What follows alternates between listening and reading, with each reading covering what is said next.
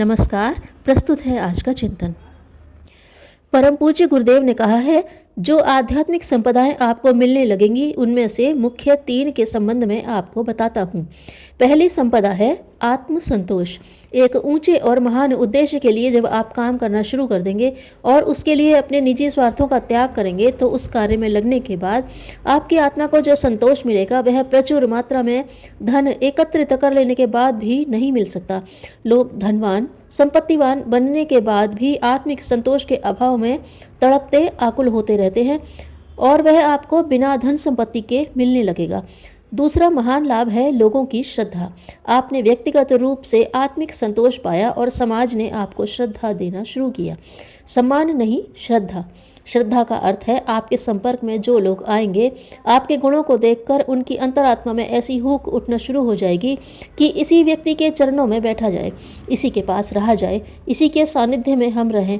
वह श्रद्धा जिसके कारण गांधी के इशारे पर असंख्य लोग अपना सर्वस्व छोड़कर उनकी बात सुनने और उनके इशारों पर चलने लगे थे, वही श्रद्धा आपको लोगों से मिलने लगेगी जो सम्मान से असंख्य गुना कीमती है।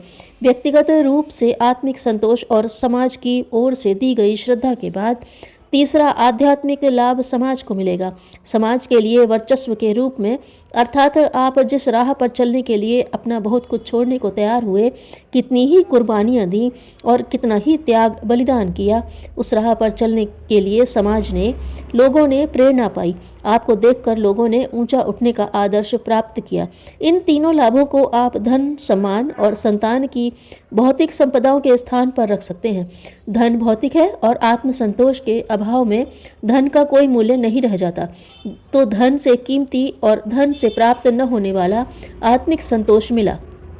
दूसरे सम्मान के स्थान पर श्रद्धा मिली। सम्मान बहुत ऊपरी और तत्काल का होता है। स्वार्थ के कारण हो या दबे हुए होने के कारण लोग सामने ही सम्मान करते हैं, बाद में उनके मन में आपके प्रति कोई आदर नहीं रह जाता।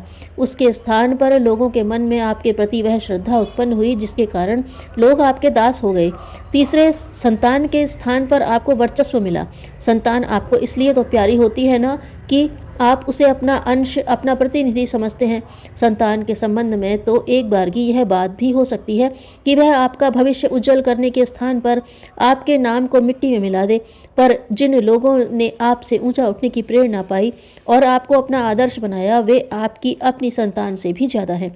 ये 3 आध्यात्मिक संपदाएं प्रत्येक को प्राप्त करनी चाहिए और प्रत्येक के लिए जरूरी है और प्रत्येक के लिए उपयोगी भी। पर आपको न केवल संपदाएं प्राप्त करनी चाहिए बल्कि यही करने योग्य है, और न केवल आपके लिए ज़रूरी है बल्कि आपके लिए अनिवार्य भी है, और न केवल आपके लिए उपयुक्त है बल्कि यही आपके लिए उपयुक्त है। आपसे मेरा मतलब है लोकसेवी से। आपसे मेरा मतलब चेतना और परिष्कार में लगे हुए कार्यकर्ताओं से, और आपसे मेरा मतलब जीवंत आत्माओं से। आप में महान शक्ति भरी पड़ी है और आप भी यदि आप में हो तो उसे पूरा करने का, और भी यदि शक्ति आप में हो तो उसे पूरा करने का दायित्व निभाएंगे। जिस कार्य को करने में हम लगे हुए हैं आप भी लगें, पर शर्त एक ही है कि जो शक्ति हमें प्राप्त है हम पहले उसका तो सदुपयोग कर लें। पहले वह शक्ति तो खर्च होने से बचाकर सही और अपने ढंग से खर्च करें, उसे इन सुराखों में होकर बहने से रोकें। आज जिनकी चर्चा इन सुराखों में होकर बहने से आज जिनकी चर्चा की वे सुराख प्रत्येक को बंद करना चाहिए, तभी अभीष्ट सफलता मिलेगी। ज्ञान मुक्त करता है परंतु ज्ञान का अभिमान नरक में ले जाता है।